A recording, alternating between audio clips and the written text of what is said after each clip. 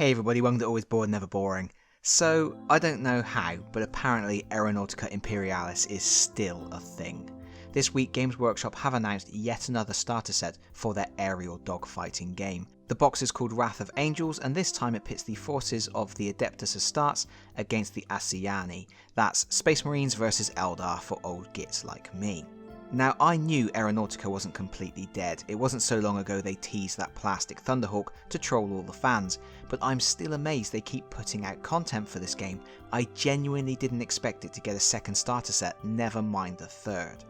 I've always found it a very unusual game. The starter sets are very stripped back, and when I jumped in at the initial launch, I wasn't overly happy that I felt I needed to buy the box set, 2 packs of playing cards, and a separate rules book just to get something that felt mostly complete. Even then I had to hunt around for a box of the ground assets, which sold out quickly and never came back into stock, and I never did get an official playmat, so at the moment the best I can do is play small skirmishes on the much smaller paper mat that came in the original box. With products selling out rapidly and never coming back into stock, I found it an incredibly frustrating game to try to get involved with. It shouldn't be the case that you can't even buy the official board to play a miniatures game weeks after the game has come out. And then when the second starter came out and there was another rules book with new rules and another card pack with new planes for my Imperial forces, all of which quickly disappeared and never came back into stock anyway, I knew it was time for me to personally call it a day. Don't get me wrong, it's a really fun game and I love my little orky planes to bits. They are some of my favourite newer Games Workshop creations, but I think I'm finding just tootling around my little skirmish mat with skirmish forces is enough. I'm not feeling the desire to chase down rules and extra miniatures and accessories that are never in stock. But the game seems to be doing well enough for Games Workshop to continue supporting it anyway, and that's where we are now with Wrath of Angels.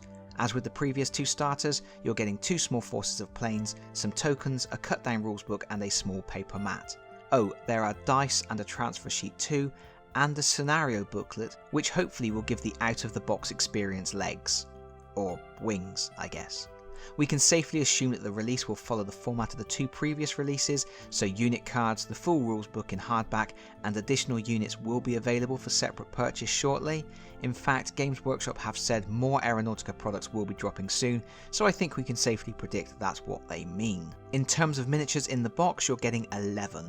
For the Astartes, there are 2 Storm Eagle gunships and 3 Xiphon interceptors, which look great. For the Eldar, there are 3 Nightwing fighters and 3 Phoenix bombers.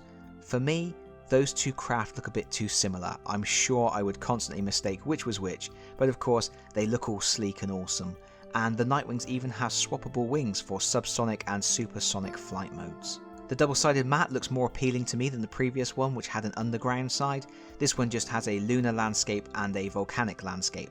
It may not be as interesting, but I think it works for this sort of game. Anyway, from my perspective, this is more of the same really. Nice miniatures for a neat little game, packaged for a quick access point that will most likely require some extra purchases to make it more fun, or in the case of purchasing unit cards, easier to play. But what do you think? Are you still playing Aeronautica? Are you excited for the new box?